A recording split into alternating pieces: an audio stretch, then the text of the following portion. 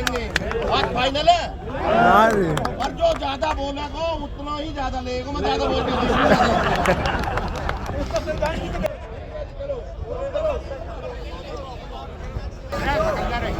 ताली में ही बजा दूंगा।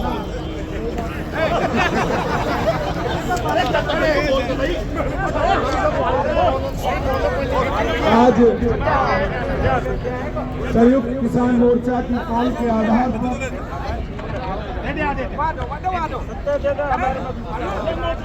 हम लोग 25 नवंबर से और 28 नवंबर तक ग्रेटर नोएडा प्राधिकरण पर महापड़ाव के रूप में डटे हुए थे। 28 नवंबर के बाद संयुक्त मोर्चा ने तय किया कि हम यमुना विकास प्राधिकरण पर 2 दिसंबर तक रहेंगे। 2 दिसंबर को हम सबकी कॉल थी कि हमें दिल्ली कूच करना है। मुख्य मांग जो हमारी है 64.7% का अतिरिक्त मुआवजा, 2013 के कानून को लागू करने की बात, और सबसे महत्वपूर्ण जो विषय है वो 10% प्लॉट का हमें अधिकार, हमारा 10% प्लॉट हमें चाहिए। बहुत सारी ऐसी मांग जिनको लगातार बहुत लंबे समय से किसान जिन मांगों को लेकर के जूझ रहे हैं। आज जो हमारी कॉल थी उसके आधार पर बहुत बड़ी तादाद में किसान और हमारी मातृशक्ति अपने घर से निकली। बहुत सारे किसान नेताओं को अरेस्ट भी किया गया, लेकिन वो किसान नेता जैसे तैसे कर आंदोलन के इस महाआंदोलन में शरीक हुए हैं। मैं आपको बताना चाहता हूं कि आप लोगों ने जिस लड़ाई को और जिन मांगों को लेकर ये संघर्ष की राह पकड़ी है, आने वाला समय किसानों का, आने वाला दौर आपके भविष्य को तय करेगा। आपकी पीढ़ी आपको याद करेगी कि हमारे लिए हमारे पुरखों ने, हमारे भाइयों ने, हमारे माता पिताओं ने आंदोलन किया, और हमारे भविष्य में हमारे लिए इतनी बड़ी मांग। अभी भाई रूपेश जी ने बताया, खैर सुबह से ही बता रहे हैं रूपेश जी, तो हमें तो अब टाइम मिला है। मैं इनका आभार व्यक्त करता हूं कि हमें समय देने के लिए, चूंकि मैंने बाहर भी कहा था कि 2-2 मिनट का सभी के लिए समय होना चाहिए। चूंकि अब कोई बाहर का व्यक्ति है नहीं, हमने थोड़ी जल्दबाजी भी कर दी कि हम रोड पे से उठ करके यहाँ आ गए भीतर। ये हमारी जल्दबाजी थी। हो सकता था कि हम आधा और 1 घंटा और वहां रोड पर रुक करके अपनी पंचायत को चला सकते थे, लेकिन इसमें मैं समझता हूं कि संयुक्त मोर्चा के साथियों ने कोई अहम रणनीति बनाई होगी, इसको लेकर के हम भीतर आए हैं।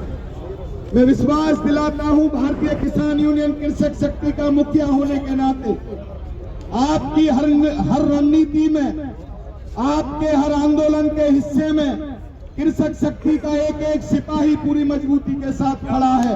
इस रण को छोड़ करके हम लोग घर जाने वाले नहीं हैं। जब तक किसानों का अधिकार नहीं मिल जाता, युवाओं का अधिकार नहीं मिल जाता, हम में से कोई अपने घर नहीं जाएगा। हम एक बड़े आंदोलन की रूपरेखा को तैयार कर रहे हैं, और बहुत जल्द अगर हमारी मांगों को नहीं माना जाता है, मैं इस मंच के माध्यम से कह देना चाहता हूं प्रदेश सरकार को और केंद्र सरकार को, अब दिल्ली दूर नहीं है, केवल 10 कदमों का अंतर रहा है। अगर आपको दिल्ली में घुसने से किसानों को रोकना है, अगर आपको तय करना है कि दिल्ली को सुकून और चैन से चलने दें, अगर आपको तय करना है कि इस सत्र में कोई भी किसी भी तरीके की अड़चन ना आए, तो इन किसानों का अधिकार दे दीजिए, तभी ये किसान यहां से उठ करके अपने घर को वापस जाएंगे।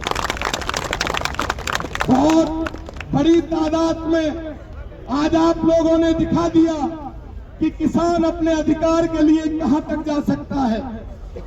शासन प्रशासन में मचा वो हड़कंप, पूरे प्रदेश और दिल्ली तक के इनके कानों के जू हिल गए। इन्होंने तय कर लिया है कि अब ज्यादा दिन आपको ये पीड़ा नहीं पहुंचा सकते। हम आपको विश्वास दिलाते हैं कि अब आपकी जो मांग है और आपका जो आंदोलन करने का नजरिया और तरीका है, आप अपने आखिरी पड़ाव पर हो। बहुत जल्द आपको ये सूचना मिलेगी कि किसानों की जो वाजिब मांग थी, सभी मांगों को इन्होंने मान लिया और हम बड़े हर्षोल्लास के साथ अपने घर को वापस जाएंगे। तो साथियों, बहुत बड़ी तादाद में मेरी मातृशक्ति यहाँ पर रही।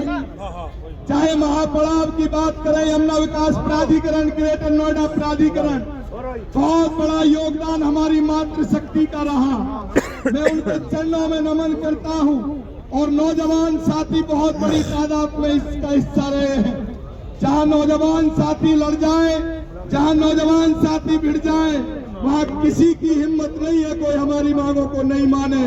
मैं एक बार पुनः इस मंच के माध्यम से इस प्रदेश की सरकार से, चूंकि दिल्ली के बगल में है खड़े हैं, केंद्र की सरकार से मैं चेताना चाहता हूं कि जो हमारी मांगे हैं उनको हमें जल्दी दे दीजिए, वरना ये संयुक्त मोर्चे की कमेटी अब विचार करने वाली है।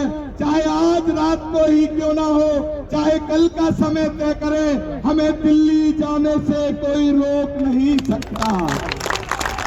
ये हमारा आखिरी पड़ाव था, संसद भवन का घेराव। अगर इन्होंने हमारी मांगों को नहीं माना तो अब की बार महामाया फ्लाईओवर से अगला पड़ाव संसद भवन का घेराव हम करेंगे।